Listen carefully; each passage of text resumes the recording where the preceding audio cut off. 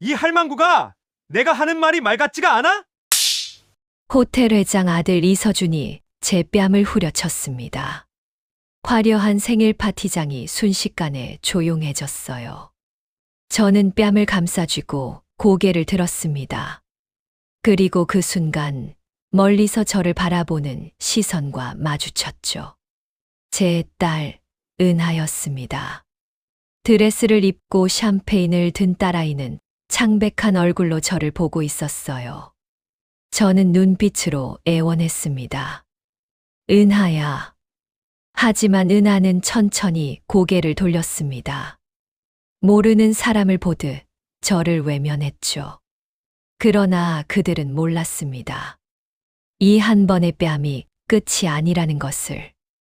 더 큰 진실이, 더 깊은 비밀이 곧 드러날 거라는 것을요. 이야기 시작 전 구독과 좋아요 부탁드리고 그럼 사연 시작합니다.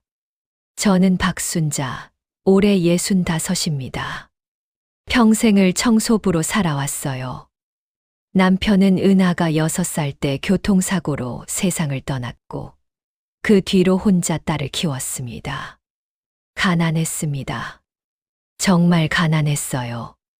월세방 한 칸에서 은하와 둘이 붙어 자고 끼니를 거르는 날도 많았죠. 겨울이면 내복을 겹겹이 입히고 여름이면 선풍기 하나로 더위를 견뎠습니다. 하지만 저는 부끄럽지 않았습니다. 성실하게 정직하게 살았으니까요. 땀 흘려 번 돈으로 딸을 먹이고 입히고 학교 보냈어요. 매일 새벽 5시에 일어나 첫 버스를 탔습니다. 빌딩 화장실을 닦고 복도를 쓸고 유리창을 닦았어요. 무릎이 아파도 허리가 끊어질 것 같아도 참았습니다. 은하가 학교에서 돌아오면 따뜻한 밥 한 끼라도 해주고 싶었거든요. 은하는 어릴 때만 해도 착한 아이였습니다. 엄마, 오늘 학교에서 칭찬받았어. 숙제 잘했대. 우리 은하 최고네. 엄마가 저녁에 맛있는 거 해줄게. 그런 대화를 나누며 웃던 때가 있었어요. 은하는 제 무릎에 앉아 그림책을 보고 저는 딸아이 머리를 쓰다듬으며 행복했습니다. 가난해도 우리는 행복했어요. 그런데 은하가 초등학교 5학년이 되던 해였습니다. 봄방학이 끝나고 새 학기가 시작됐을 때였죠.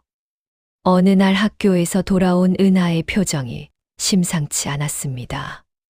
눈이 빨갛게 부어 있었고 책가방을 던지듯 내려놓더니 방으로 들어가 버렸죠.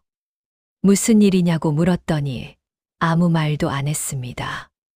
문을 꽉 닫고 나오지 않았어요.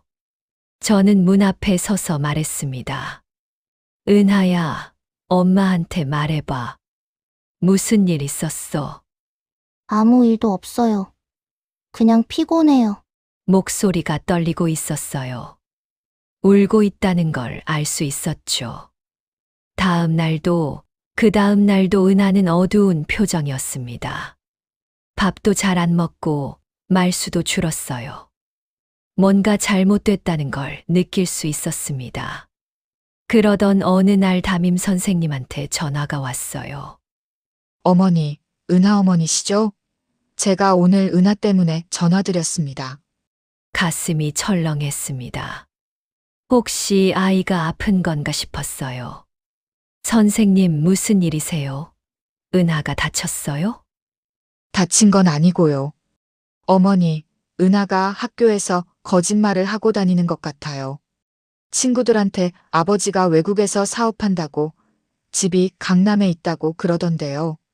친구들이 이상하다고 해서 제가 은하한테 물어봤더니 아무 말도 안 하더라고요. 머릿속이 하얘졌습니다. 은하가 거짓말을, 우리 착한 은하가. 선생님, 제가 아이랑 얘기해 보겠습니다. 전화를 끊고 한참을 멍하니 앉아 있었어요. 왜 그랬을까? 왜 은하가 거짓말을 했을까? 그날 저녁 은하가 학원에서 돌아왔을 때 저는 아이를 불러 앉혔습니다. 은하야, 오늘 선생님한테 전화 왔었어. 은하의 얼굴이 굳어졌어요. 왜 그런 거짓말을 했어? 아빠가 외국에서 사업한다고, 우리 집이 강남에 있다고. 은하는 한참을 입을 다물고 있다가 작은 목소리로 말했습니다. 엄마, 애들이 나보고 거지래. 뭐, 애들이 내 옷 보고 웃어. 맨날 똑같은 옷 입고 다닌다고. 도시락도 반찬 없다고 놀려. 민지는 매일 새 옷 입고 와. 가방도 비싼 거고. 근데 나는 왜 이래야 돼? 은하의 목소리가 떨렸습니다. 눈에서 눈물이 주르륵 흘렀어요. 나만 가난해. 너무 창피해. 애들이 엄마가 학교 복도 청소하는 거 봤대. 그 얘기 듣는데 너무 창피했어. 땅에 묻히고 싶었어. 그 말에 가슴이 찢어지는 것 같았습니다. 아이가 겪은 상처가 보였어요. 친구들의 조롱이, 가난 때문에 받은 모욕이 얼마나 깊이 박혔는지 느껴졌습니다. 저는 은하를 안았습니다. 은하야, 가난은 부끄러운 게 아니야. 엄마가 열심히 일하잖아. 우리 떳떳하게 살고 있어. 거짓말하면 안 돼. 나중에 들키면 더 창피해질 거야. 하지만 은하는 제품에서 빠져나오며 고개를 저었어요. 엄마는 몰라. 근데 나는 그 애들한테 매일 놀림받고 무시당해도 매일 학교 가서 만나야 돼. 엄마는 그게 얼마나 힘든 일인지 몰라. 은하야, 나도 부잣집 애들처럼 살고 싶어. 예쁜 옷 입고 좋은 가방 들고. 그게 뭐가 잘못된 거야? 은하는 울면서 방으로 들어가 버렸습니다. 저는 그날 밤 잠을 이루지 못했어요. 그때부터였습니다. 은하가 조금씩 변하기 시작한 게요. 중학교에 들어간 은하는 더 교묘해졌습니다. 명품 가방 사진을 프린트해서 들고 다녔어요. 친구들한테 생일 선물로 받았다고 했대요. 실제로는 인터넷에서 다운받은 사진이었죠. 은하야, 그러지 마.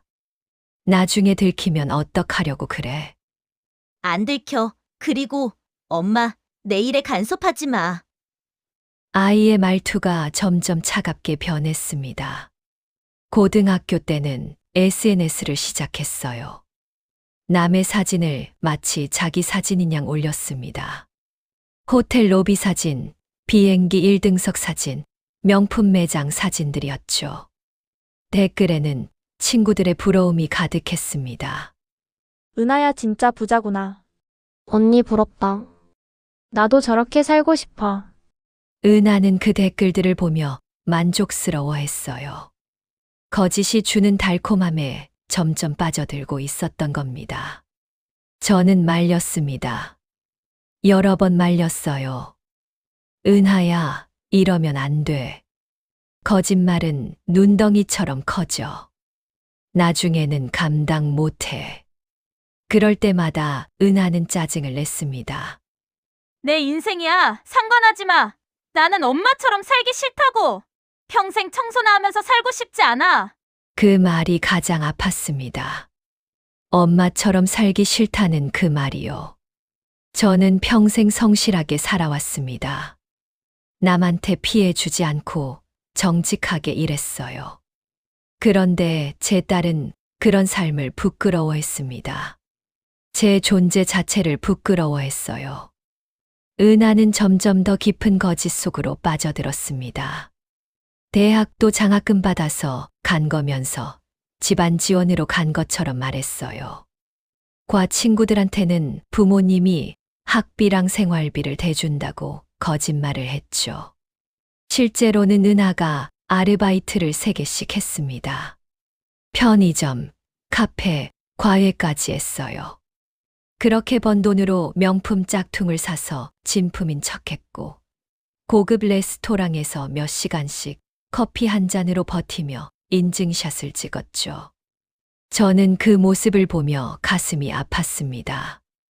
내가 가난해서, 내가 청소부여서 딸이 이렇게 된 거라는 생각에 자책했어요. 밤마다 눈물을 흘렸습니다. 하나님, 제가 죄를 지었나요? 왜 제 딸이 이렇게 고통받아야 하나요? 하지만 하늘은 대답이 없었어요. 은하는 갈수록 저와 멀어졌습니다. 통화도 거의 안 했고 집에도 잘 안 왔어요. 명절에도 친구 집에 놀러 간다며 안 내려왔습니다. 실제로는 친구들한테 가족 여행 간다고 거짓말한 거였죠. 저는 혼자 명절을 보냈습니다. 좁은 월세방에서 차례상도 없이요. 은하가 좋아하던 잡채를 만들어 놓고 혼자 앉아 있었어요. 눈물이 계속 흘렀습니다. 은하야, 엄마는 내가 보고 싶구나. 하지만 그때는 몰랐습니다. 이게 시작에 불과하다는 걸요. 은하의 거짓말이 얼마나 더 커질지, 그리고 그게 우리 모녀에게 어떤 파국을 가져올지 말입니다. 은하는 27이 되었습니다. 대학을 졸업하고 작은 회사에 취직했지만 SNS에서는 여전히 완벽한 금수저였어요.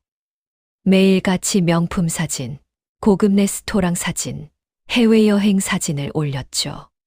사실 그 명품들은 대부분 짝퉁이었습니다.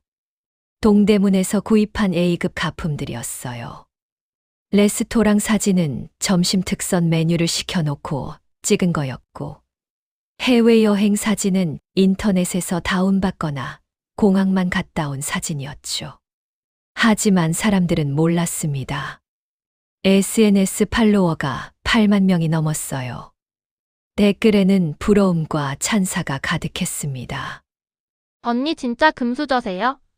어떻게 매일 그렇게 예쁘게 살아요? 부럽다. 진짜 나도 저렇게 태어나고 싶다. 완전 인생 승자시네요. 은하는 그 댓글들을 보며 만족스러워했어요. 거짓이 주는 달콤함에 완전히 취해 있었던 겁니다. 그 무렵 은하는 정말 부유한 친구들을 사귀기 시작했습니다. SNS를 통해서였어요. 명품 매장에서 찍은 사진을 올렸더니 비슷한 라이프 스타일을 가진 사람들이 팔로우를 했죠. 그 중에는 진짜 재벌가 자녀들도 있었습니다. 강서아라는 친구도 그 중 하나였어요. 진짜 재벌집 딸이었죠. 아버지가 대형 건설회사 회장이고 오빠는 대기업 임원이었습니다. 서아의 집은 강남 펜트하우스였고 차만 5대를 가지고 있었어요. 서아는 SNS에서 은하를 발견하고 먼저 연락을 했답니다. 안녕, 나 강서아라고 해. 너 사진 보니까 센스 있는 것 같아서 연락했어. 우리 한번 만날래? 은하는 기뻐했어요. 드디어 진짜 상류층 친구를 사귈 기회가 온 거였죠. 처음 만난 날, 서아는 은하를 청담동 레스토랑으로 불렀습니다. 1인당 20만 원이 넘는 고급 레스토랑이었어요. 은하는 가격표를 보고 식은땀이 났지만 태연한 척했습니다. 여기 음식 정말 맛있어. 자주 와? 서아가 물었습니다. 응. 가끔 와. 엄마랑 같이 올 때도 있어.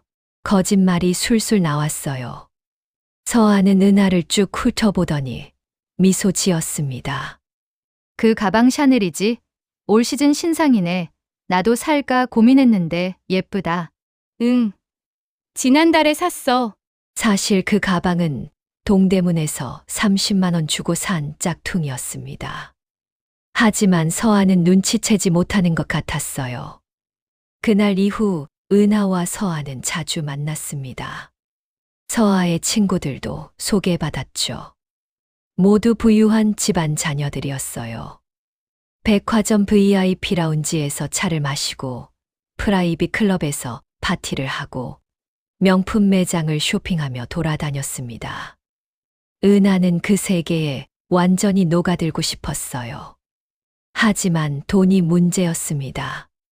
친구들은 쉽게 수백만 원짜리 물건을 샀지만 은하는 한 달 월급이 200만 원 남짓이었거든요. 카드 빚이 쌓이기 시작했습니다. 그래도 은하는 멈추지 않았어요. 이번 주말에 제주도 갈래? 서아가 물으면 은하는 무조건 간다고 했습니다. 비행기 표는 카드로 긁고 호텔비는 할부로 결제했어요. 친구들 앞에서는 여유로운 척했지만 혼자 있을 때는 카드 청구서를 보며 한숨을 쉬었죠. 하지만 그게 행복했습니다. 거짓이지만 그 순간만큼은 진짜 부자가 된 것 같았거든요. 그러던 어느 날 서아의 친구 모임에서 JK 호텔 이야기가 나왔습니다. 너희 JK 호텔 알지? 거기 진짜 럭셔리하더라. 지난번에 결혼식 갔다 왔는데 미쳤어. 친구 중 하나가 말했습니다. 아, 거기 우리 아빠 친구 아들이 경영하는 곳이야. 이서준. 너흰 모르겠지만 완전 잘생겼어. 서아가 말했어요. 은하의 귀가 번쩍 뜨였습니다. JK 호텔이라니. 그곳은 제가 일하는 곳이었거든요. 나 거기 알아. 우리 집에서 그 호텔에 투자했거든. 은하가 불쑥 말했습니다. 순간 친구들이 모두 은하를 쳐다봤어요. 진짜? 너네 집이 JK 호텔 투자했어? 응. 지분이 좀 있어. 우리 아빠가 부동산 쪽 투자 많이 하시거든. 또 거짓말이 나왔습니다. 하지만 이번에는 좀 심했어요. 은하도 말하고 나서 불안했습니다. 혹시 들키면 어떡하나 싶었죠. 하지만 서아는 별로 의심하는 것 같지 않았어요. 그렇구나. 그럼 너 거기 잘 알겠네? 나중에 우리 거기서 파티하면 좋겠다. 응. 물론이지. 은하는 웃으며 대답했습니다. 서아는 은하를 보며 미소 지었지만 눈빛은 차가웠습니다. 사실 서아는 처음부터 은하를 의심하고 있었어요. 뭔가 이상했거든요. 은하의 가방과 옷은 명품이었지만 자세히 보면 봉제선이 조금 이상했고 로고도 미묘하게 달랐습니다. 진품을 늘 보던 서아의 눈에는 보였어요. 그리고 은하가 레스토랑 계산할 때 잠깐 망설이는 모습. 명품 매장에서 가격표를 슬쩍 확인하는 모습도 눈에 띄었죠. 이해. 뭔가 숨기고 있어. 서아는 확신했습니다. 하지만 아직 증거가 없었어요. 그래서 지켜보기로 했죠. 그러던 어느 날 은하한테 특별한 초대장이 도착했습니다.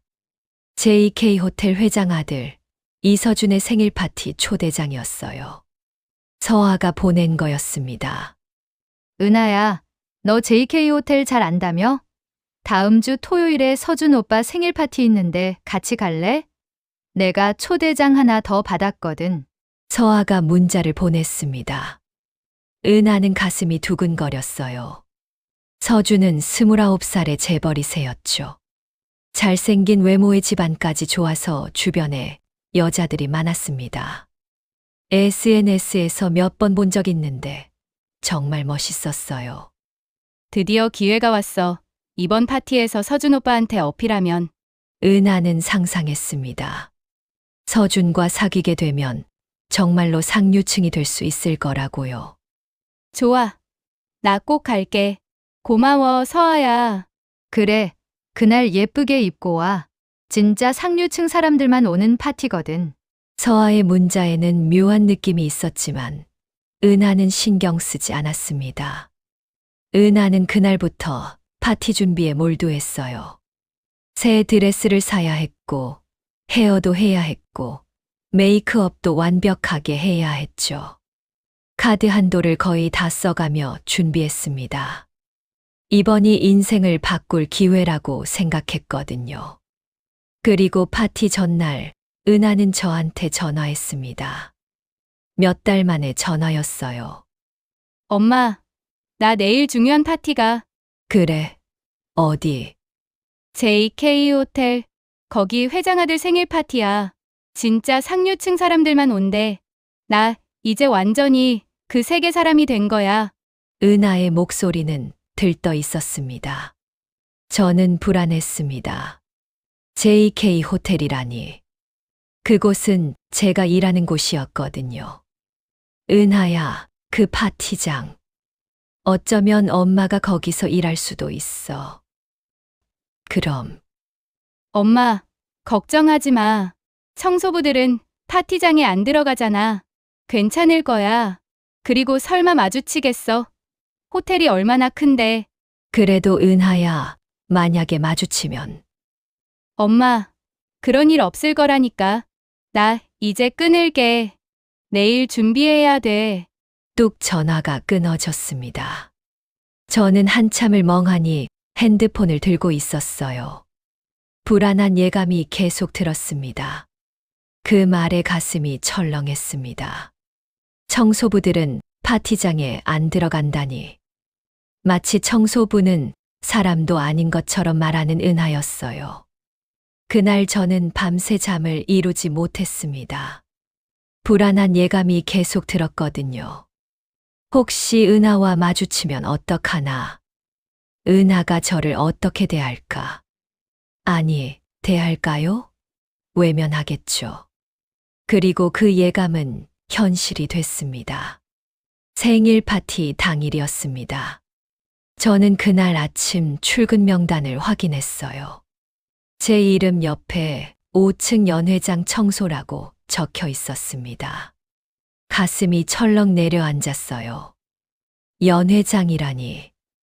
그곳이 바로 호텔 회장 아들 서준의 생일 파티가 열리는 곳이었거든요. 은하가 갈 거라고 했던 바로 그곳이요. 팀장님, 저 오늘 다른 층 하면 안 될까요? 왜? 무슨 일 있어? 그게 개인적인 사정이. 박 씨, 오늘 파티 때문에 사람이 급하게 더 필요한 거야. 다른 사람들 다 배정됐으니까 그냥 해. 별일 아니잖아. 팀장님은 단호했습니다. 거절할 수가 없었어요.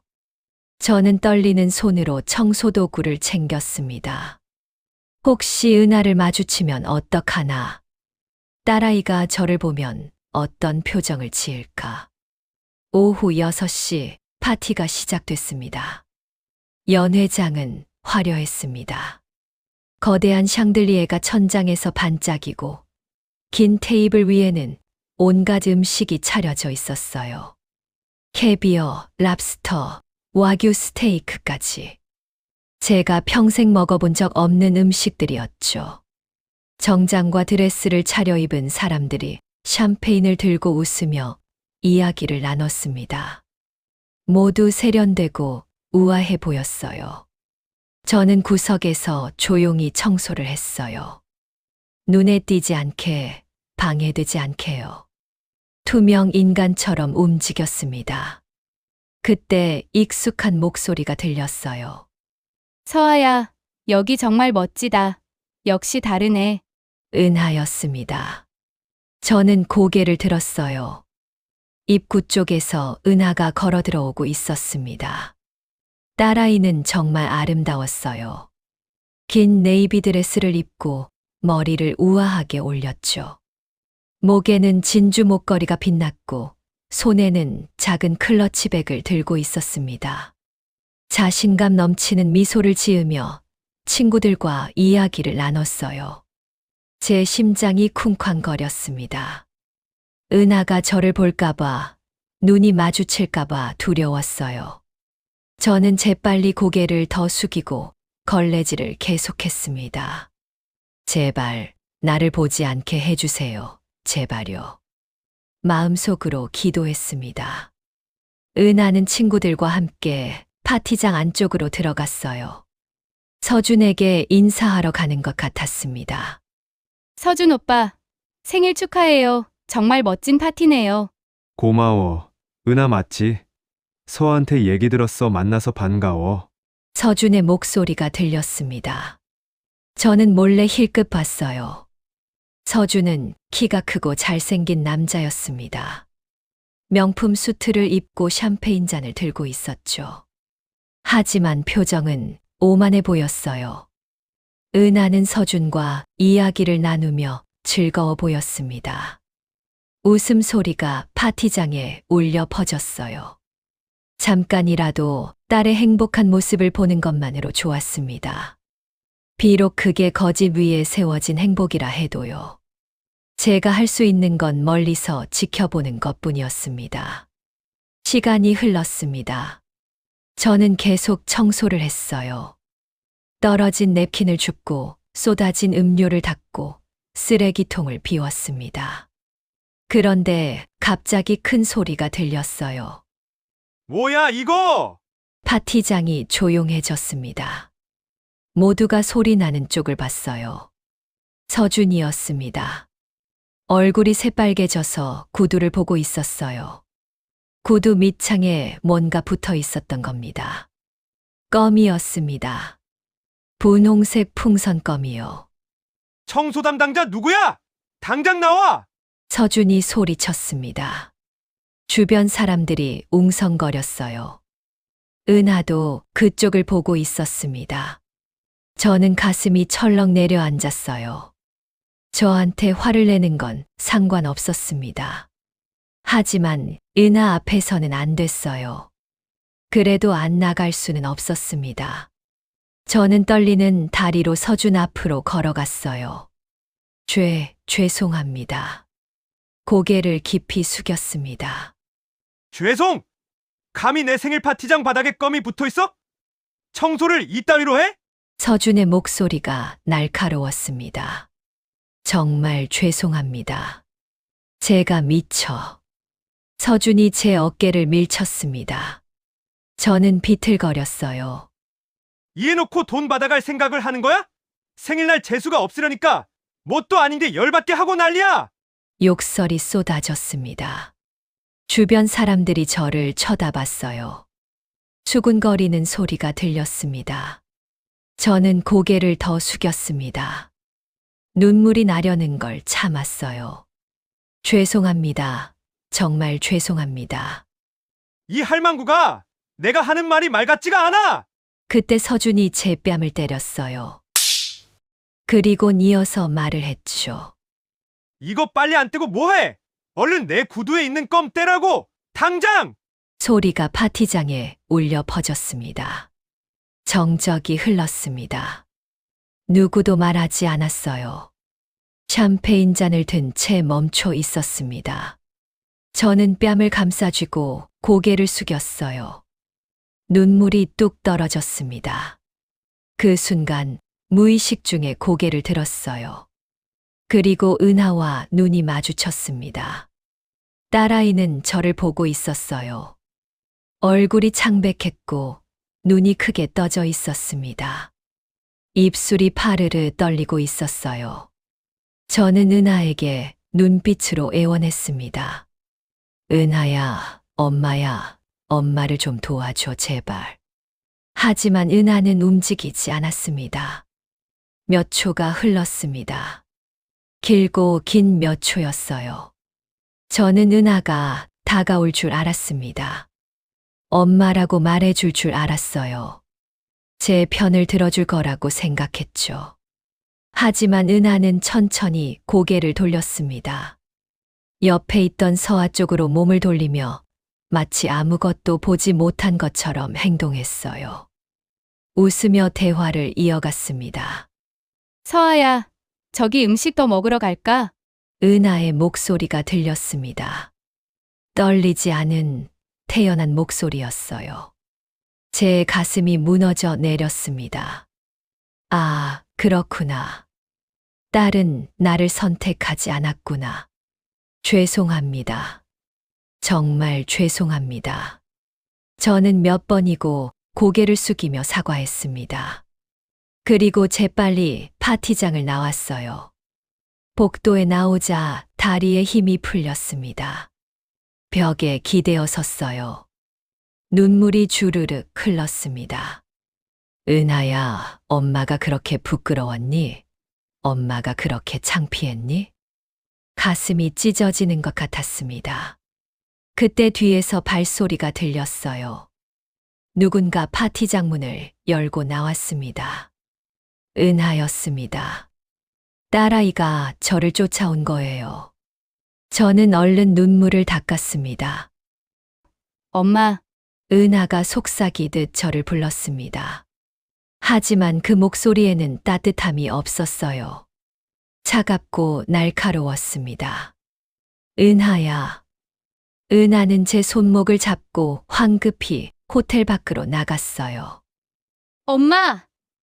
남의 인생 망치려고 해? 뭐, 그럴 리가. 여기서 왜 일을 해가지고 이런 꼴을 보게 만들어? 내가 얼마나 놀랐는지 알아? 은하의 목소리가 떨렸습니다. 분노와 두려움이 섞인 목소리였어요. 은하야, 엄마는 그냥 일하는 거야. 엄마가 여기 청소하게 될 줄 어떻게 알았겠어. 그런 게 문제가 아니잖아. 친구들이 봤으면 어떡하려고 그래? 은하야, 엄마가 청소부인 게 그렇게 부끄러워.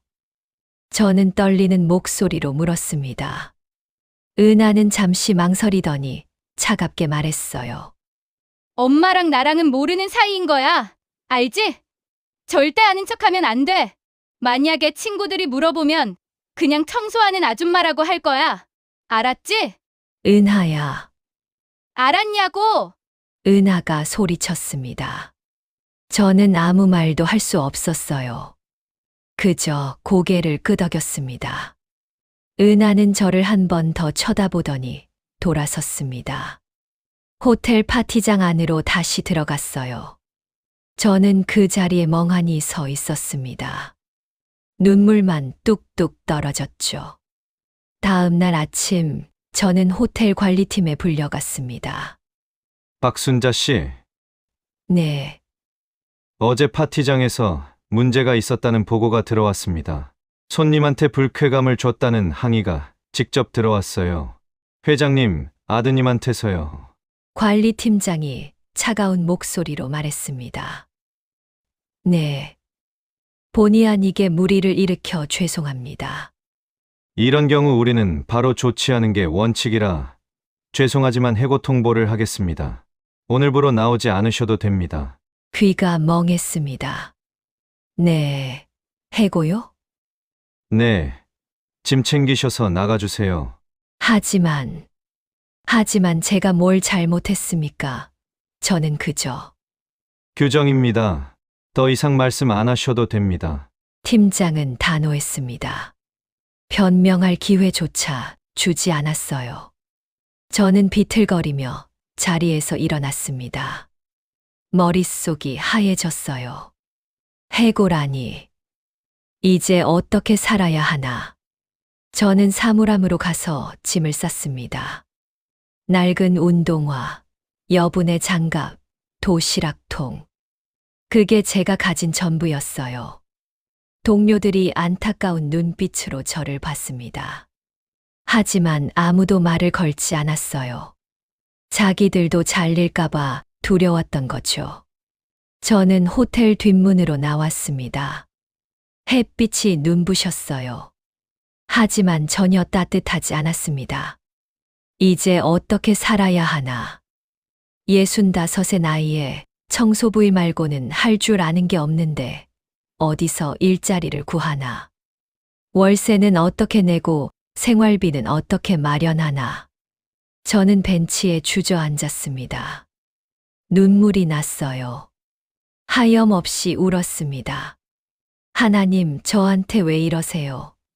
제가 무슨 죄를 지었나요? 그때였습니다. 순자야. 누군가 제 이름을 불렀어요. 익숙한 목소리였습니다. 고개를 들어보니 김말숙이었어요. 30년 전 공장에서 함께 일했던 동료였죠. 통통한 체구의 밝은 성격의 말숙이었습니다. 말숙이? 어머, 정말 순자 맞네. 여기서 왜 울고 있어? 말숙이 제 옆에 앉았습니다. 나 방금 해고당했어. 뭐, 해고? 저는 어제 있었던 일을 말했어요. 서준한테 뺨 맞은 일, 은하가 저를 모른 척한 일, 그리고 오늘 해고당한 일까지요. 말숙은 제 이야기를 다 듣고 난 뒤 화가 난 얼굴로 말했습니다. 그게 무슨 말도 안 되는 소리야. 그깟 일로 내가 왜 해고를 당해? 어쩔 수 없잖아. 나 같은 사람은. 순자야, 너 회장님 만나봤어? 회장님, JK 호텔 회장 말이야. 이재학 회장. 아니, 왜 내가 회장님을? 순자야, 너 기억 안 나. 30년 전에. 말숙이 저를 똑바로 쳐다봤습니다. 30년 전, 공장 화재 있었잖아. 그때 내가 한 일 말이야. 순간 기억이 떠올랐습니다.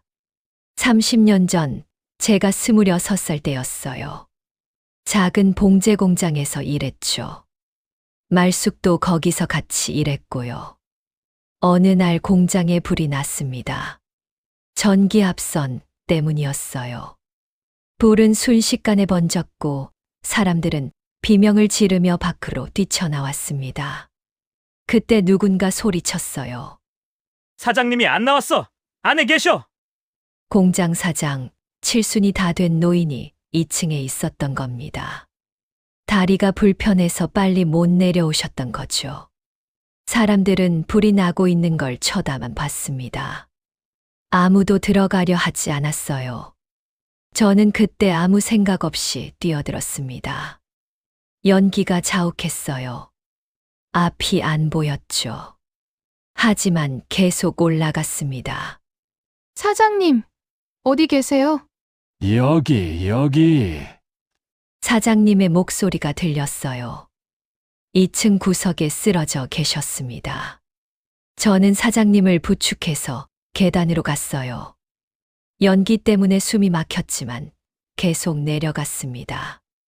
겨우 밖으로 나왔을 때 저는 기절했습니다. 연기를 너무 많이 마셨거든요. 병원에서 깨어났을 때 그 사장님이 제 손을 잡고 계셨어요. 고맙소. 당신이 내 목숨을 살려줬소. 아니에요. 당연한 일을 한 거예요. 은혜를 꼭 갚겠소. 당신 이름이 뭐요? 박순자입니다. 사장님은 제 이름을 적어 놨습니다. 그리고 몇 번이고 고맙다고 했어요. 하지만 그 뒤로 사장님을 다시 보지 못했습니다. 공장은 화재 후 문을 닫았고 저는 다른 일자리를 찾아야 했거든요. 말숙이 제 손을 꽉 잡았습니다. 순자야, 그 사장님이 바로 이재학 회장 아버지셔. 뭐라고? JK 호텔 회장 아버지시라고. 나 지금 이 호텔 재무이사로 일하는데 회장님이 가끔 그때 이야기하시거든. 아버지를 구해준 은인을 평생 찾고 있다고. 저는 믿을 수가 없었습니다. 정말. 그럼 지금 당장 회장님한테 가자. 내가 그 은인이라고 말하면 돼. 말숙이 제 손을 잡고 일으켰습니다. 하지만 나 지금 해고당한 몸인데. 그러니까 더 가야지. 회장님이 알면 분명히 도와주실 거야. 말숙은 저를 끌고 호텔 안으로 들어갔습니다. 회장실 앞에 도착했어요. 말숙이 문을 두드렸습니다. 회장님, 재무이사 김말숙입니다. 잠깐 뵐 수 있을까요? 들어오세요. 중후한 목소리가 들렸습니다. 문이 열리고 넓은 사무실이 나타났어요. 큰 책상 뒤에 60대 중반쯤 돼 보이는 남자가 앉아 있었습니다. 이재학 회장이었어요. 무슨 일이십니까? 회장님, 이분을 좀 보세요. 말숙이 저를 앞으로 밀었습니다. 회장이 저를 쳐다봤어요. 잠시 멈칫하더니 천천히 일어났습니다. 혹시 회장님, 이분이 30년 전 공장 화재에서 회장님 아버님을 구해주신 박순자 씨입니다. 회장의 얼굴이 변했습니다. 눈이 커졌어요. 정말입니까? 네, 맞습니다. 제가 당시 공장에서 같이 일했었고, 순자가 아버님을 구하는 걸 제 눈으로 봤습니다. 회장이 저한테 다가왔습니다. 박순자 씨. 정말 당신이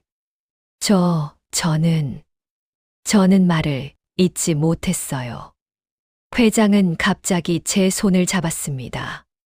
고맙습니다. 정말 고맙습니다. 아버님이 돌아가시기 전까지 당신을 찾으셨어요. 은인을 꼭 찾아서 보답하라고 하셨죠. 제가 30년 동안 찾았습니다. 저는 그냥 아닙니다. 당신은 제 아버지의 생명의 은인입니다. 회장의 눈에 눈물이 고였어요. 말숙이 옆에서 말했습니다. 회장님, 그런데 순자가 어제 억울한 일을 당했습니다. 파티장에서 회장님 아드님한테. 말숙이가 어제 일을 설명했습니다. 서준이 저한테 뺨을 때린 일, 그리고 오늘 제가 해고당한 일까지요. 회장의 얼굴이 굳어졌습니다. 뭐라고요? 당장 CCTV 영상 가져오세요. 그리고 서준이 당장 불러요. 회장이 비서에게 명령했습니다. 곧이어 CCTV 영상이 재생됐어요. 어제 파티장 상황이 그대로 나왔습니다. 서준이 저한테 욕설을 퍼붓고 뺨을 때리는 장면까지요. 회장의 얼굴이 점점 붉어졌습니다. 이게 대체. 그때 문이 열리며 서준이 들어왔습니다. 아버지 부르셨어요? 너 대체 이게 뭐 하는 짓이냐? 회장이 소리쳤습니다. 서준이 놀라 멈칫했어요. 네? 무슨 일로 그러세요? 내가 어제 호텔 직원한테 한 행동 말이야. CCTV 영상을 서준에게 보여줬습니다. 서준은 영상을 보더니 어깨를 으쓱했어요. 별일 아니에요. 청소를 제대로 안 해서 제가 좀. 별일 아니라고? 회장이 책상을 탁 쳤습니다. 네가 무슨 권한으로 호텔 직원을 폭행하고 해고까지 시켜? 그게 제 생일 파티였잖아요. 바닥에 있던 껌을 밟으니까 기분이 안 좋아서. 기분? 이건 기분 문제가 아니야. 회장이 서준한테 다가갔습니다. 너, 내가 누구 덕분에 이 세상에 있는지 알아? 그게 무슨. 이분이야. 이분이 30년 전에 내 할아버지 목숨을 구해주셨어. 그 은혜가 없었으면 나도 없고 너도 없어. 이 호텔도 없고 내가 누리는 이 모든 것이 하나도 없다고. 서준의 얼굴이 창백해졌습니다. 그런데 내가 감히 이분한테 폭언을 하고 폭행을 해? 은인한테? 저는 몰랐어요. 몰랐다고 해서 되는 문제야? 이분이 은인이 아니라도 행실을 그따위로 하면 안 되는 거지. 도대체 어디서 배운 버르장머리야? 네가 내 밑에서 컸다고 진짜 내 친아들이라도 되는 줄 알아? 회장이 서준의 뺨을 때렸습니다. 서준은 고개가 돌아갔어요. 뺨이 빨갛게 부어올랐습니다. 순간 공기가 얼어붙었습니다. 서준의 얼굴이 하얗게 변했어요. 니까짓 게 어디서 호텔 주인 행세야? 호텔 주인이라도 그런 무식한 행동으로 호텔 이미지를 실추시키면 안 되지. 너는 내 엄마가 외도해서 낳은 자식이라고. 너는 호텔 주인 행세할 자격 1도 없어. 키워줬더니 분수도 모르고. 침묵이 흘렀습니다. 저는 숨도 제대로 쉴 수 없었어요. 너무 충격적인 말이었거든요. 서준은 그 자리에 무릎을 꿇었습니다. 아버지. 닥쳐. 나한테 아버지라고 부를 자격도 없어. 이분한테 당장 사과해. 회장이 소리쳤습니다. 서준은 떨리는 몸으로 저한테 왔어요. 무릎을 꿇고 고개를 숙였습니다. 죄송합니다. 정말 죄송합니다. 목소리가 떨렸습니다. 눈물이 뚝뚝 떨어졌어요. 내 눈앞에서 당장 꺼져. 서준은 오열하며 일어났습니다. 비틀거리며 문 밖으로 나갔어요. 사무실 안에는 저와 회장, 그리고 말숙만 남았습니다. 회장이 저한테 깊이 고개를 숙였습니다. 박순자 씨, 정말 죄송합니다. 제가 제대로 교육을 못 시켰습니다. 아닙니다. 괜찮습니다. 괜찮지 않습니다. 제가 보상하겠습니다. 박순자 씨를 다시 복직시키고 명예직도 드리겠습니다. 그리고 보상금도. 회장님, 저는 말을 잇지 못했어요. 너무 많은 일이 한꺼번에 일어났거든요. 회장은 진심으로 사과했고 모든 걸 바로잡겠다고 약속했습니다. 하지만 제 마음은 여전히 무거웠어요. 은하 생각이 났거든요. 어제 저를 외면했던 딸의 얼굴이요. 며칠 뒤였습니다. 저는 호텔에서 명예직을 받고 보상금도 받았어요. 회장님은 정말 은혜를 갚고 싶어 하셨죠. 하지만 저는 그냥 평범하게 살고 싶었습니다. 순자야, 이제 좀 편하게 살아. 그동안 고생 많았어. 말숙이 제 손을 잡으며 말했습니다. 고마워, 말숙아. 내가 아니었으면. 무슨 소리야, 친구 사이에. 저는 웃었습니다. 오랜만에 진심으로요. 하지만 은하 생각은 계속 났습니다. 딸아이한테 연락해야 할까요? 아니면 그냥 내버려둬야 할까요? 고민하던 중 예상치 못한 일이 터졌습니다. 은하의 SNS가 난리가 났어요. 누군가 호텔 외부 CCTV 영상을 인터넷에 올린 겁니다. 은하와 저의 대화 장면이었죠. 호텔 밖에서 은하가 저한테 엄마랑 나랑은 모르는 사이라고 말하는 장면이 고스란히 담겨 있었습니다. 영상과 함께 글도 올라왔어요. 여러분, 이 여자 아세요? 항상 부잣집 딸인 척하던 이은하입니다. 근데 실제로는 엄마가 호텔 청소부래요. 심지어 파티장에서 엄마가 다른 사람한테 맞는 걸 보고도 모른 척했대요. 인간이 이럴 수 있나요? 댓글이 수천 개 달렸습니다. 헐 진짜? 이 여자 맨날 명품 자랑하던데. 거짓말쟁이네 역겹다. 엄마한테 저럴 수 있어? 쓰레기 같은 년. 리플리 증후군 아니냐? 저런 딸 둬서 불쌍한 엄마. 은하의 인생이 무너지고 있었습니다. 저는 그 영상을 보고 가슴이 찢어졌어요. 누가 이런 걸 올렸을까요? 나중에 알고 보니 서아였습니다. 서아는 처음부터 은하를 의심했고 파티 당일 모든 걸 확인했죠. 그리고 호텔 CCTV 영상을 집안 힘을 빌려 확보한 뒤 인터넷에 뿌린 겁니다. 복수였어요. 자기들 세계의 거짓말쟁이가 침투한 것에 대한 복수였죠. 은하는 하루아침에 모든 걸 잃었습니다. SNS 팔로워들이 떠났어요. 욕설 댓글이 수만 개가 달렸죠. 친구들도 모두 연락을 끊었습니다. 회사에서도 소문이 퍼져서 눈치를 받기 시작했어요. 저는 은하한테 전화를 걸었습니다. 은하야, 엄마야. 은하는 대답하지 않았어요. 하지만 전화를 끊지도 않았습니다. 은하야, 괜찮아? 엄마가 너무 걱정돼서. 엄마는 행복해? 갑자기 은하가 물었습니다. 뭐라고? 내가 이렇게 망가진 거 보니까 행복해? 이제 만족해? 은하야, 무슨 소리야? 엄마가 왜? 엄마 때문이야. 엄마가 가난하고 엄마가 청소부라서 내가 이렇게 된 거야. 엄마가 부자였으면 나도 이럴 필요 없었어. 은하가 소리쳤습니다. 저는 가슴이 무너졌어요. 은하야. 나 이제 어떻게 살아? 다들 날 거짓말쟁이라고 해.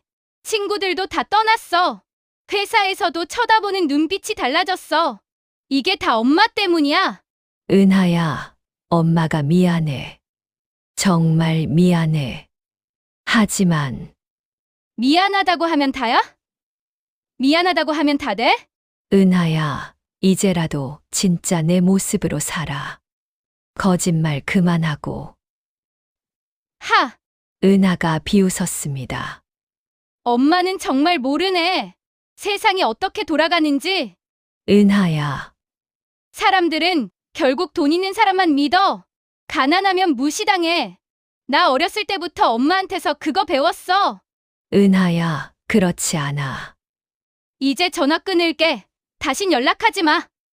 나 엄마 같은 사람 되고 싶지 않거든. 전화가 끊어졌습니다. 저는 한참을 핸드폰을 들고 있었어요. 눈물이 주르륵 흘렀습니다. 며칠 뒤 저는 은하를 찾아갔습니다. 은하가 사는 원룸 앞이었어요. 좁고 낡은 원룸이었죠. 은하는 SNS에서는 럭셔리한 삶을 살았지만 실제로는 이런 곳에서 살고 있었던 겁니다. 초인종을 눌렀습니다. 누구세요?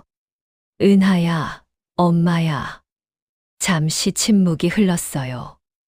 그리고 문이 열렸습니다. 은하가 나왔어요. 얼굴이 많이 야위었습니다.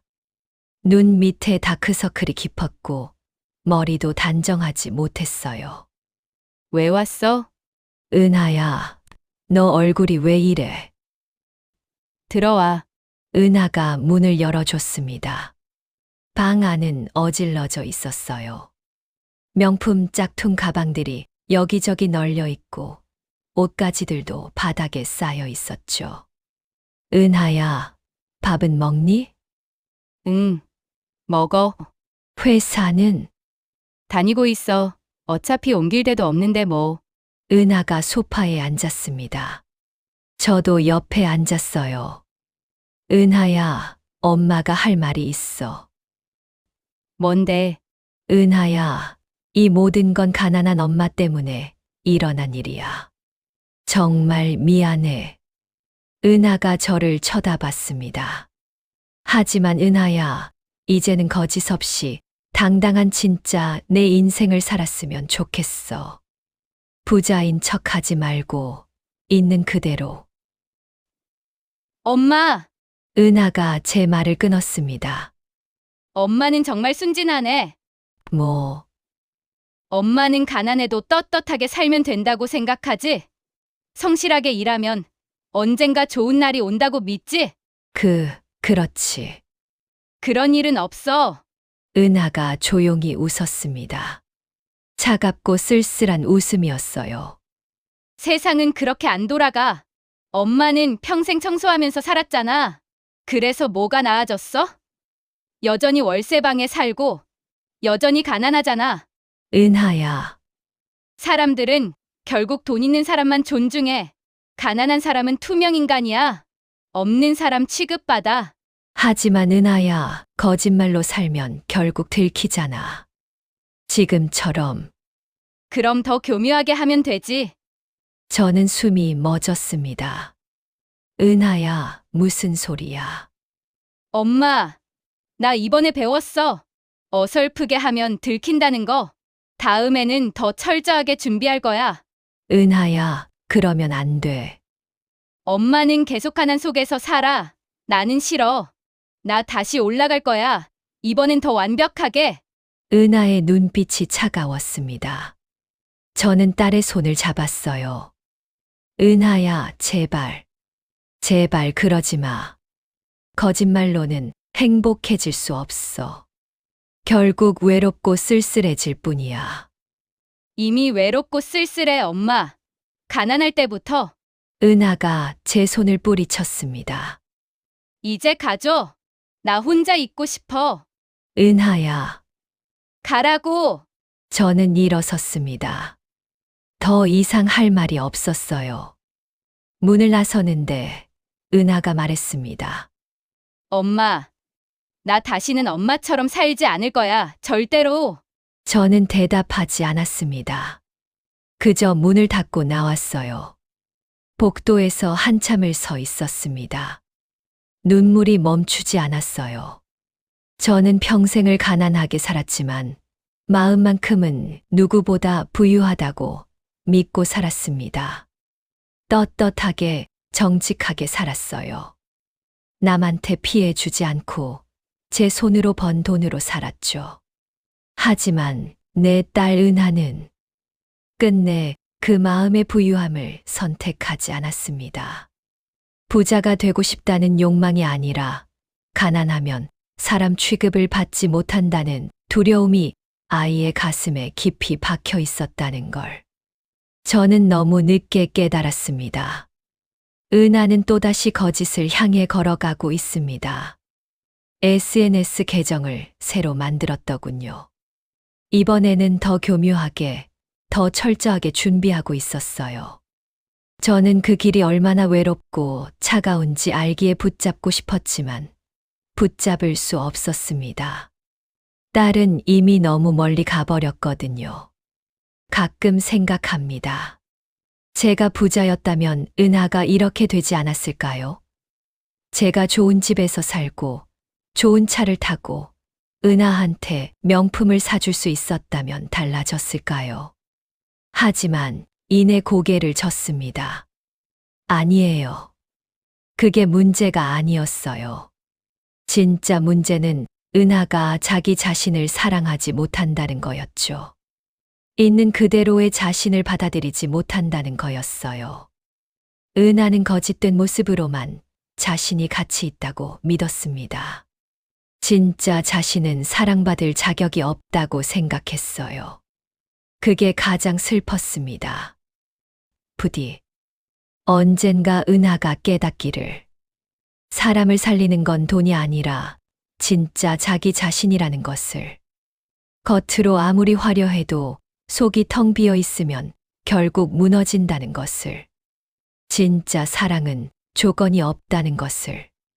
오늘도 나는 걸레를 쥐고 호텔 바닥을 닦습니다. 명예직을 받았지만 저는 여전히 청소를 합니다. 이 일이 익숙하고 이 일을 하면 마음이 편하거든요. 바닥을 닦으며 생각합니다. 아이의 앞길이 더럽혀지지 않도록 내가 닦아낼 수 있는 건 오직 내가 딛고 서 있는 이 자리뿐이라고요. 은하야, 엄마는 여기 있어. 내가 지치고 힘들 때, 돌아올 곳이 필요할 때, 엄마는 여기 있을게. 거짓을 벗어던지고 진짜 너로 돌아올 그날까지 엄마는 여기서 널 기다릴게. 사랑한다, 내 딸. 오늘의 사연 어떠셨나요? 사연 주인공이나 그 외 등장인물들에게 전할 말씀이 있으시다면 언제든 댓글로 편하게 전해주시고 여러분의 마음에 작은 위로와 공감이 스며드셨다면 구독과 좋아요 부탁드립니다. 여러분들 주변에 이 사연으로 위로가 되실 분들이 계시다면 공유해 주시는 것도 좋을 듯 합니다. 귀한 시간 내어 바람이 가는 길에 동행해 주셔서 감사드리고 늘 건강만 하시길 바랍니다. 감사합니다.